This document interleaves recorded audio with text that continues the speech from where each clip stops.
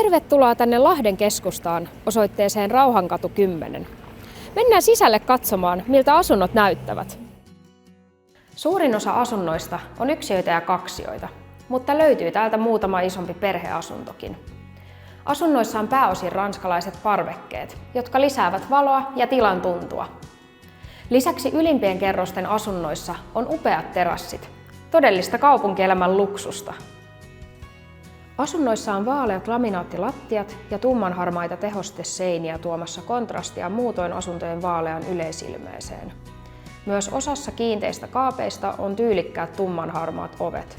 Kylpyhuoneet jatkavat samaa värimaailmaa.